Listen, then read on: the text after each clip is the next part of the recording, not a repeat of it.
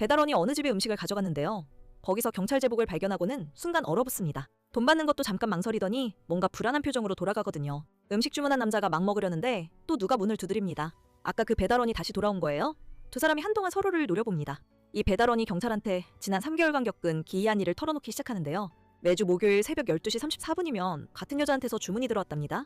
주문 메모에는 항상 장난스러운 요청이 적혀 있었는데 케첩 하나 더 달라든가 콜라 사다 달라든가 그런 거였죠. 그 여자는 늘 캐릭터 마스크를 쓰고 있었는데 눈만은 항상 웃고 있었습니다. 둘만의 작은 게임 같았던 거예요.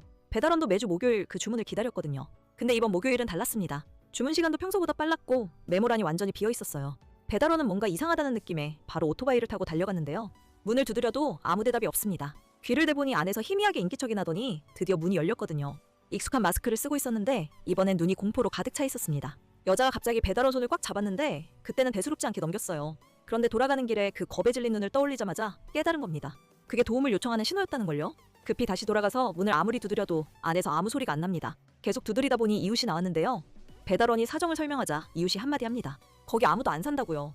이웃은 헛소리하면 경찰 부른다고 경고했는데 오히려 그 말에 배달원이 직접 신고를 합니다. 경찰이 와서 확인해보니 그 집 주인은 6개월 전 교통사고로 사망한 상태였어요. 다들 배달원이 야간 근무에 지쳐서 헛것을 본 거라 했지만 본인은 확신했습니다. 3개월치 배달 기록을 다 뒤져서 증거로 내밀었는데요. 경찰은 피해자가 특정되지 않는다는 이유로 정식 수사는 안 하고 접수만 해줬습니다. 배달원은 도저히 잊을 수가 없었어요. 밤마다 그 여자 얼굴이 떠올랐거든요. 일하다가도 멍하니 딴 생각을 하던 어느 날 배달간 집에서 경찰 제복을 발견합니다. 그 집 주인한테 그동안의 이야기를 전부 쏟아놓았죠. 감식관은 처음엔 환각이라고 의심해서 동공까지 확인했는데요. 규정상 수사는 못하지만 직접 그 빈집을 조사해보기로 합니다. 근데 이 조사가 훨씬 더 소름 끼치는 걸 밝혀내게 될 줄은 몰랐을 겁니다. 집안은 깨끗했고 사람이 사는 적이 전혀 없어 보였는데요. 콘센트가 빠진 냉장고에서 냉기가 나오고 수도와 변기에서는 맑은 물이 흘러나옵니다. 2주 이상 빈집이면 배관 속 물이 탁해지는 게 정상인데 그게 불가능한 상태였어요. 얼마 뒤 모근이 붙어있는 머리카락 한 가닥을 발견합니다. 모근이 온전하게 남아있으려면 24시간 이내에 빠진 것이어야 하거든요.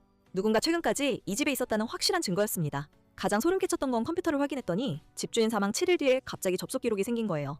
접속 패턴이 죽은 집주인과 완전히 똑같았습니다. 같은 사이트에 같은 게임 같은 시간대까지요. 그런데 검사 결과 그 머리카락은 집주인 것이 아니었어요. 배달원이 여자가 항상 마스크를 썼다고 했는데 집주인 친구들은 그런 습관이 없었다고 증언합니다. 감식관이 바로 이 점을 잡아냈죠. 팀이 다시 빈집으로 돌아가서 서랍 속 마스크를 정밀 조사하니 지문 절반이 검출됩니다. 지문 절반만으로는 부족했지만 6개월간 살았으면 이웃과 마주쳤을 가능성이 높았어요. 주변을 탐문하던 중 건너편에서 영상을 찍고 있는 청년을 발견합니다.